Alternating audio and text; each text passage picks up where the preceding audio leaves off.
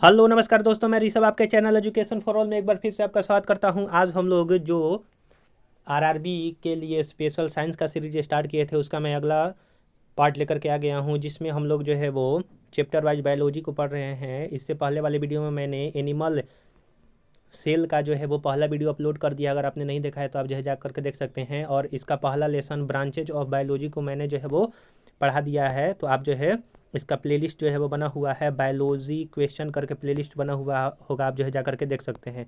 और हम लोगों को आज जो है वो 64 नंबर क्वेश्चन से करना है और आज एनिमल सेल जो है वो आपका ख़त्म हो जाएगा। तो चलिए हम लोग जो है वो पहला क्वेश्चन करते हैं कि फिल द ब्लैंक्स को कोशिका के पावर हाउस के रूप में जाना जाता है। तो माइटोकॉन्ड्रिया को कोशिका के पावर हाउस के रूप में जो है वो जाना जाता है। ऊर्जा युक्त कार्बनिक पदार्थ का ऑक्सीकरण माइटोकॉन्ड्रिया में होता है, जिससे काफ़ी मात्रा में ऊर्जा प्राप्त होता है, इसलिए माइटोकॉन्ड्रिया को कोशिका को पावर हाउस कहा जाता है। यह ऊर्जा एनी एडिनोसिन ट्राइफॉस्फेट यानी कि एटीपी के रूप में होता है तथा इसका निर्माण एडीपी एवं अकार्बनिक फॉस्फेट के सहयोग से आपका होता है। इसे कोशिका का श्वसन स्थल भी कहते हैं। जीवाणु एवं नील हरित शैवाल को छोड़कर सभी सजीव और पादप जंतुओं में माइटोकॉन्ड्रिया जो है वो पाया जाता है। तो माइटोकॉन्ड्रिया किस में नहीं पाया जाता है? तो बैक्टीरिया में और नील हरित जो आपका शैवाल होता है उसमें नहीं पाया जाता है, बाकी सभी में पाया जाता है। अगला क्वेश्चन 65 नंबर है कि कोशिका का वह बाह्यतम आवरण कौन सा है जो कोशिका के अवयव को उसके बाह्य वातावरण से अलग करता है? तो उसको जो है वो क्या कहते हैं? तो वो हमारा होता है आपका प्लाज्मा झिल्ली जो है वो उसको कहा जाता है। तो ऑप्शन नंबर ए जो है वो सही आंसर हो जाएगा। कोशिका के सबसे बाहर चारों ओर एक बहुत पतली मुलायम और लचीली झिल्ली होती है, जिसे कोशिका झिल्ली या प्लाज्मा मेम्ब्रेन या प्लाज्मा झिल्ली कहते हैं। यह झिल्ली जीवित एवं अर्धपारगम्य होती है।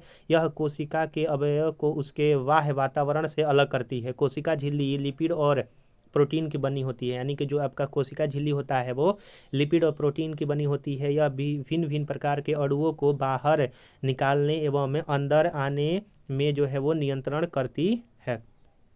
अगला क्वेश्चन है कि इक्वेटोरियन प्लेट पर कोशिका के केंद्र में गुणसूत्रों का संरेखण माइटोसिस के किस चरण का गठन करता है? तो वो आपका मेटाफेज का गठन करता है। मेटाफेज के दौरान गुणसूत्र इक्वेटोरियन प्लेट्स पर कोशिका के केंद्र में संरेखित होता है और धुरी के तंतु गुणसूत्र के सेंट्रोमियर से जुड़ जाते हैं। उल्लेखनीय है कि मेटाफेज समसूत्री विभाजन का द्वितीय चरण है। इस चरण में सेंट्रोमियर विभाजित होता है और अलग किए गए क्रोमैटिड स्वतंत्र संतति गुणसूत्र जो है वो बन जाते हैं।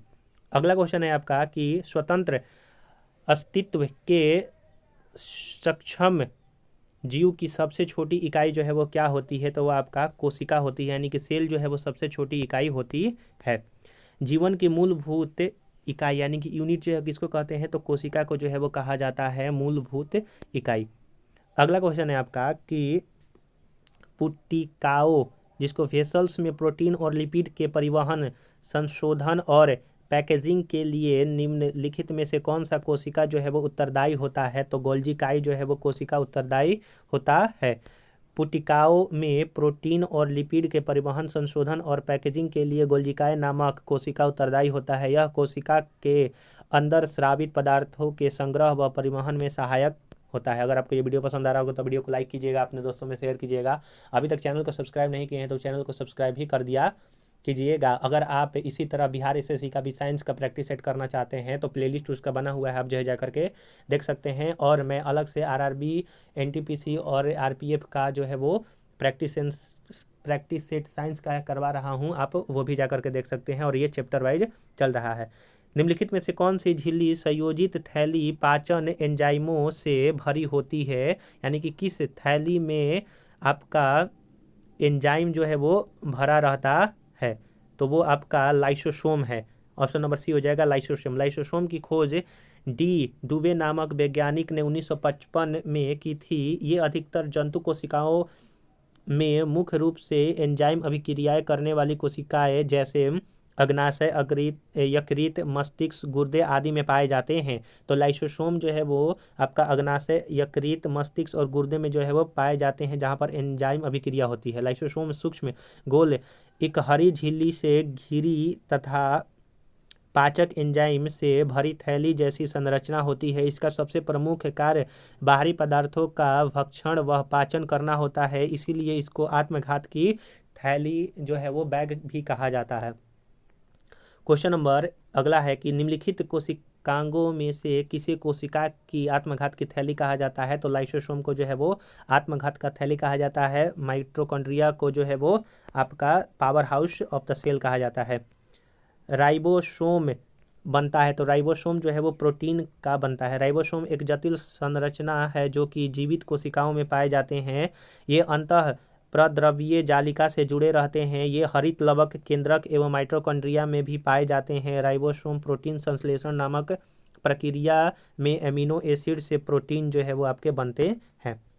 अगला है कि प्रोटोप्लाज्म शब्द किसने गढ़ा। तो प्रोटोप्लाज्म जो है वो जोहान इवांजिलिस्ट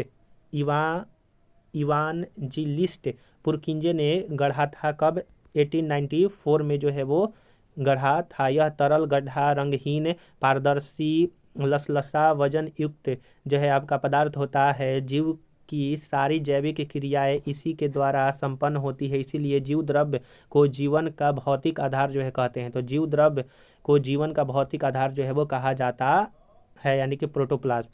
अगला क्वेश्चन है आपका कि फिल द ब्लैंक्स कोशिका की एक प्रकार की अपशिष्ट निस्तारण प्रणाली है। वे किसी भी बाह्य सामग्री के साथ साथ खराब हो चुके कोशिकांगों को पचाकर कोशिका को साफ रखने में मदद करता है। यह जो है आपका लाइसोसोम का कार्य है। अगला है आपका कि निम्नलिखित में से कौन सा ऑर्गेनल किसी भी बाह्य सामग्री को पचाकर कोशिका को साफ रखने में सहायक होता है, साथ ही कोशिकांग को क्लांत भी जो है वो करता है। तो वो आपका लाइसोसोम है। अब जो है ये देखिएगा सारा का सारा जो है वो प्रीवियस ईयर में आरआरबी में जितने भी एग्जाम हुए हैं सभी का जो है वो इसमें दिया हुआ है। ये देखिए 26/7/2021 का एनटीपीसी में आया हुआ क्वेश्चन है। तो आप जो है प्रीवियस ईयर क्वेश्चन अगर करेंगे तो आपको और अच्छी तरह से समझ में आएगा। निम्नलिखित में से कौन सा कथन जो है वो असत्य है। तो पहला असत्य है कि पादप कोशिकाओं में जंतु कोशिकाओं की तुलना में छोटी वॉकल्स पाई जाती है, गलत है। सही कौन सा है कि पादप कोशिकाएं सामान्यतः जंतु कोशिकाएं से जो है वो बड़ी होती है, यानी कि जो प्लांट का कोशिका होता है वो जंतु कोशिका से बड़ा होता है। जंतु कोशिकाओं में लवक जो है नहीं पाए जाते हैं। अगला है कि पादप कोशिकाओं में कोशिका भित्ति पाई जाती है, जबकि जंतु कोशिका में जो है वो कोशिका भित्ति नहीं पाई जाती है। तो इस तरह से ऑप्शन नंबर ए जो है आपका गलत हो जाएगा। यहाँ पर देखिए दिया हुआ है कि पादप कोशिका और जंतु कोशिका में, आइए देख लेते हैं।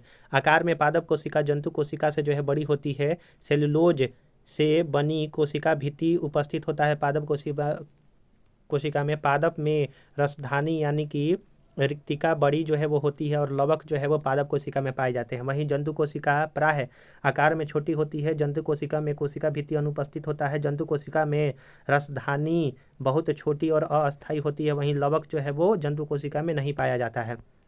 77 नंबर क्वेश्चन है कि इनमें से कौन सा तरल पदार्थ आंत से अवशोषित वसा को ग्रहण करता है और अतिरिक्त द्रव्य को अतिरिक्त कोशिकीय स्थान से वापस रक्त में ले जाता है। तो वो आपका लसिका होता है। अगला क्वेश्चन है कि निम्नलिखित में से अर्धसूत्री के लिए कौन सा कथन जो है वो आपका सत्य नहीं है। तो इसके लिए जो है आपका ऑप्शन नंबर बी जो है वो सत्य नहीं है, बाकी सभी जो है वो सही है। तो ऑप्शन नंबर बी इसका सही आंसर हो जाएगा। कई देखिए कौन सा अर्धसूत्रक का सही है। तो अर्धसूत्रण 2 चरणों में होता है। अर्धसूत्रण के दौरान जनक कोषों के जीन परिणामी कोषों में मिश्रित होता है और जनन ग्रंथि में अर्धसूत्रण युग्मक के उत्पादन के लिए जो है होता है। तो ऑप्शन नंबर बी जो है आपका गलत है। अगला है कि किस कोशिकांग को कोशिका का मास्टर कहा जाता है। तो नाभिक को कोशिका का जो है वो मास्टर कहते हैं। नाभिक को जो है वो कोशिका का मास्टर कहा जाता है। अगला है कि किसी कोशिका में मौजूद सबसे बड़ा कोशिकांग कौन सा होता है? तो किसी कोशिका में मौजूद सबसे बड़ा जो कोशिकांग होता है वो आपका नाभिक में होता है। अगला क्वेश्चन है कि निम्नलिखित में से किस कोशिका को कोशिका के प्रोटीन कारखाना कहा जाता है? तो राइबोसोम को कोशिका का प्रोटीन जो है वो कारखाना कहते हैं। अगला है कि निम्नलिखित में से कौन सा कोशिकांग केवल पशु कोशिका में ही पाया जाता है? तो लाइसोसोम जो है वो पशु कोशिका में ही पाया जाता है। शरीर में लगी चोट की मरम्मत के लिए किस प्रकार के सेल विभाजन का प्रयोग किया जाता है? तो केवल समसूत्रण में जो है वो सेल विभाजन का प्रयोग होता है। शरीर में लगी चोट की मरम्मत के लिए केवल समसूत्र सेल विभाजन का प्रयोग किया जाता है। इसे परोक्ष कोशिका विभाजन भी कहते हैं। 84 नंबर क्वेश्चन है कि एक पशु के शरीर की सबसे बड़ी कोशिका इनमें से कौन सी होती है? तो न्यूरॉन जो है वो सबसे बड़ी जो है वो आपकी कोशिका होती है। न्यूरॉन तंत्रिका तंत्र है, यह तंत्रिका तंत्र में स्थित एक उत्तेजन कोशिका होती है, आप ये भी याद रखिएगा। 85 नंबर क्वेश्चन है कि निम्नलिखित में से कौन सा एक कोशिका में अधिक मात्रा में होने वाला अणु है? तो जल जो है वो सबसे ज़्यादा कोशिका में पाया जाता है। अगला है आपका कि कोशिका सिद्धांत निम्नलिखित में से किस पर लागू नहीं होता है? तो विषाणु पर जो है वो कोशिका सिद्धांत आपका लागू नहीं होता है, यानी कि जो सेल थ्योरी है यह लागू नहीं होता है। 1855 में जो है यह दिया गया था। अगला है कि निम्नलिखित को सुमेलित जो है वो आपका करना है। तो आइए जो है ऑप्शन नंबर 20 का सही हो जाएगा कि लाइसोसोम जो है आत्मघात की थैली कहते हैं। डीएनए गुणसूत्र इसमें डीएनए में पाया जाता है। माइटोकॉन्ड्रिया को पावर हाउस जो है वो कहा जाता है। माफ कीजिएगा, कोशिका फंक्शनल क्रियाओं का नियंत्रण कौन करता है? तो आपका केंद्रक करता है। 89 नंबर क्वेश्चन है कि सूत्री विभाजन के चरण का नाम बताइए जिसके दौरान विभाजित सेल के गुणसूत्र मध्य रेखा पर स्थित होते हैं। तो वो आपका मेटाफेज कहलाता है। तो यहाँ पर हम लोगों ने जो है वो एनिमल सेल को पूरी तरह से ख़त्म कर दिया। कल हम लोग जो है वो प्लांट सेल के बारे में पढ़ेंगे। अगर आपने पीछे वाला वीडियो नहीं देखा है तो इसका प्लेलिस्ट बना हुआ है, बायोलॉजी क्वेश्चन से प्लेलिस्ट मैंने बनाया है, आप जो है जा करके देख सकते हैं। आप किसी भी एग्जाम की तैयारी कर रहे हैं, रेलवे हुआ, एसएससी हुआ, जिसमें साइंस आता है उसके लिए आप ले सकते हैं। आप ये ना सोचिएगा कि ये सिर्फ रेलवे में प्रीवियस ईयर आया है तो ये किसी एग्ज़ाम में नहीं आ सकता है। तो अगर आप किसी भी एग्ज़ाम की तैयारी कर रहे हैं तो उसके लिए ये इंपॉर्टेंट रहेगा। अगर आपको ये वीडियो पसंद आएगा तो वीडियो को लाइक कीजिएगा, अपने दोस्तों में शेयर कीजिएगा। अभी तक चैनल को सब्सक्राइब नहीं किए हैं तो चैनल को सब्सक्राइब भी कर दिया कीजिएगा। तो चलिए हम लोग जो है अगले वीडियो में मिलेंगे, तब तक के लिए नमस्कार।